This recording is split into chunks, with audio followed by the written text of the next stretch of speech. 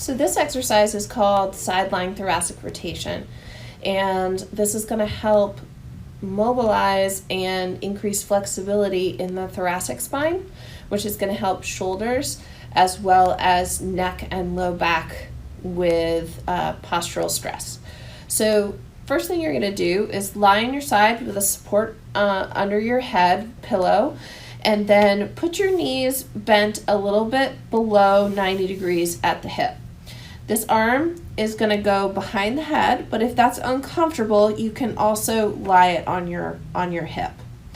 So we're going to take a big breath in and come forward, stretch that elbow forward, and then on the exhale, you're going to rotate slowly all the way back and around. And then you're going to inhale on the way back up.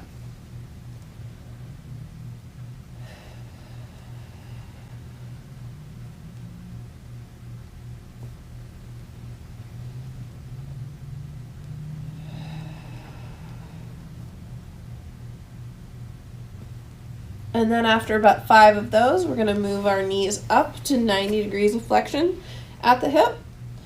And then we're going to repeat.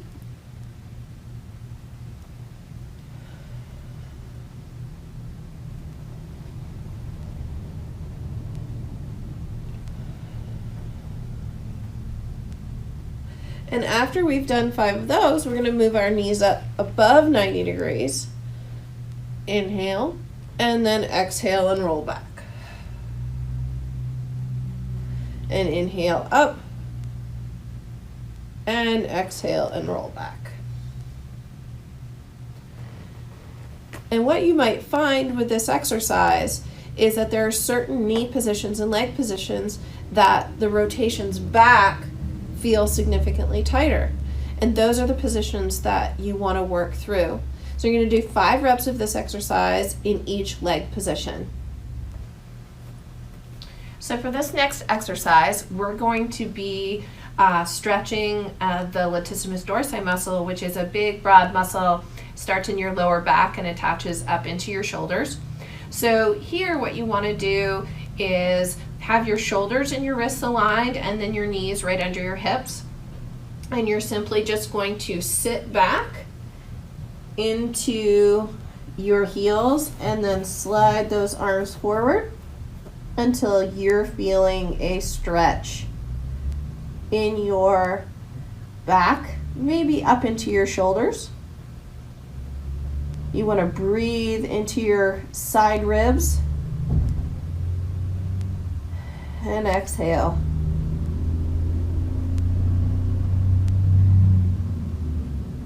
And from here, we can put your left elbow down and then reach across with your right and then bring it back. And reach across with your right and bring it back.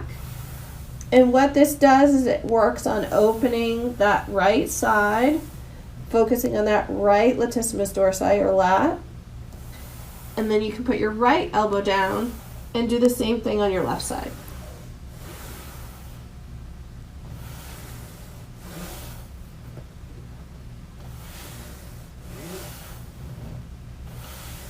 And then you can come back up, and then you can repeat.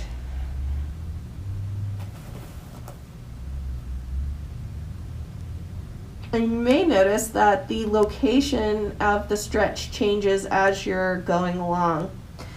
If you tend to be fairly lordotic or tighter in your low back, one of the things that you can do is kind of tuck your pelvis under a little bit and then really engage your hands, your heels of your hands into the mat to force that lumbar spine gently to open up as you sit back. You use your belly muscles to do that. And what happens if you don't, for a lot of us who are tight, is we end up arching our back a little bit more as we sit back, and we're not getting as much engagement and stretch as we could. So from here, engage the heel of the hands, bring the belly in, roll that pelvis a little bit, and hold that as you go back. And you'll notice I don't go quite as far.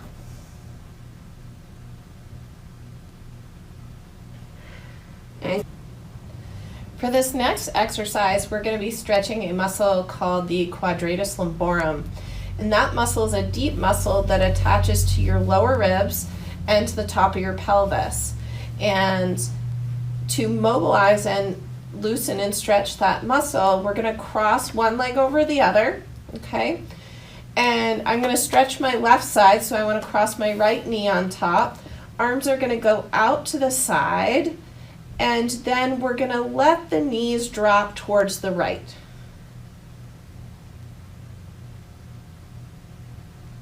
And when we do that, we don't just want to rotate the legs over. We want to see and feel a separation between the rib cage and the top of the pelvis. So it's not just a pure rotation. The knee, if you want to think, that bottom left knee is being drawn away, but also down towards the toes. And you should feel a nice stretch in here. Sometimes you feel a little bit more in the outside of that hip to start with.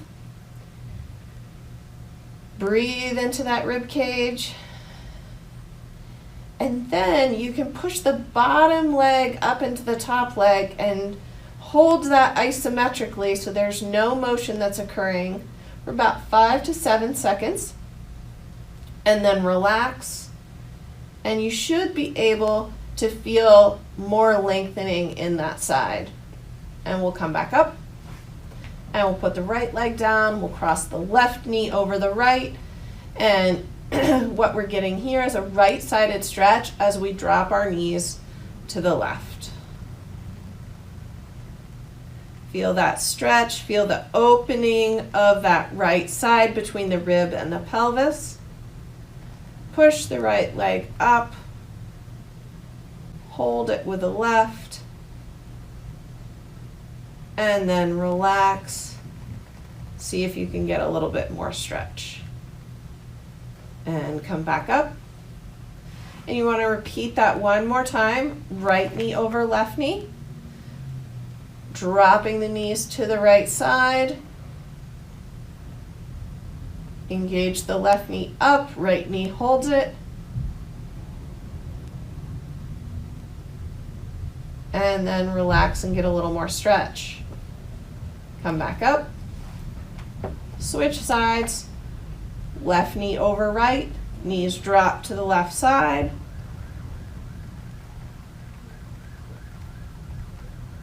Push the right knee up to the left.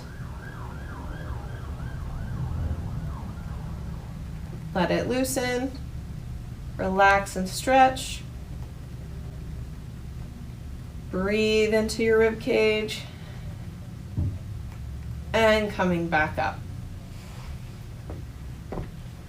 One of the things that happens with this exercise is that we do get a lot of internal rotation of that bottom leg. And so sometimes it can be more comfortable if you put your foot in the center of your body instead of in line with your hip.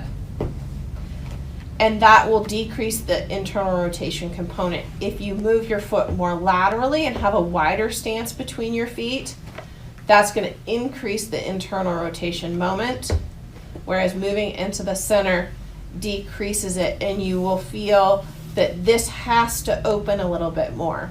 So if you feel like you're not getting a stretch in the right location, check the alignment of your feet and try maybe to put them a little bit more towards the center and see if that helps. So with this next exercise, we're going to be doing a yoga position called downward dog. And so you want to start on your hands and knees. And depending on how flexible you are, you may actually want to open that up a little bit so it's a little bit of a wider stance. You're going to roll your toes under. I'm going to crawl forward here a little bit. Roll your toes under, and then engage your palms into the floor, your toes into the floor, and lift up so that your butt goes high in the air. Then what you're going to do is sink down into your heels. You want to make sure that you're having a nice strong arm, so push your hands into the ground and push your body away from your hands. As you can see, I can kind of slide my shoulders on my upper back. I want to slide them away. With this exercise, you're going to get a nice engagement of the shoulders, the back, the core, and then you get a nice stretch through the hamstring and the calves. If you'd like to increase that stretch, you're going to bend one knee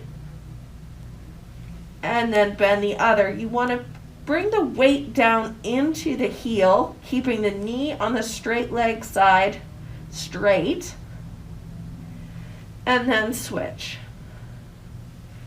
You need a break, you come down onto your hands and knees. If you feel like that was a little too wide, then bring it in. If you're a little bit more flexible like me, you can bring it in a little bit. If it feels like it's not, if it was too tight, then you can also bring it out. The important thing with this exercise is that we are getting the hips and the back in the right position. So stay on your toes as you push up into the air and get your buttocks high. Then sink the heels down and engage the arms strongly. Do some good breathing. And again, you don't have to hold it. You can come right back out of it and go right back into it. We can stretch those calves.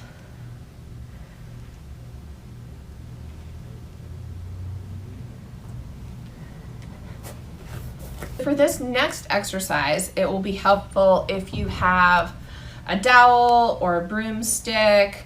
If you have a foam roll, that will also work. I'm going to be using a broomstick. And so we're going to be stretching our hip flexors. So you're going to come into what we call a half kneeling position, which is when one leg is up and then the other leg is down. So you may want to be doing this on a cushion. If it hurts your knee, put a cushion or a pillow under that knee.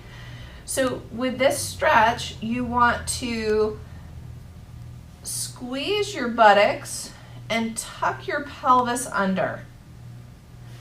And just hold that position. You should be feeling a stretch on the side of the knee that is down. You can take your arms up overhead. And you want to lift the rib cage off of the pelvis. You don't want to lift the arms, you want to lift the rib cage. It's much more subtle. And if you have that broomstick, from here, hold on to it and then keep your body upright as you just let that broomstick take you across your front knee. And then back up, and then across, and back up. And what this does is it helps to open up a little bit of the side of the hip as well. So if we switch sides, what we're going to do is we're going to engage that hip, tuck that buttocks under. And again, if you don't have the towel, just lift your arms up. But if you do have the dowel or the broomstick, the arms are up, and we're just going to go a little bit to the side and back up, and a little bit to the side and back up. If you tend to be fairly flexible, which I am not these days, you want to bring that kneeling leg into internal rotation. So you want to bring your heel to the outside of your knee. What that will do is increase the likelihood that you're going to get a little bit more of a hip flexor stretch on the side in which you're stretching. But if that hip feels too tight, then just simply have your ankle aligned with your knee.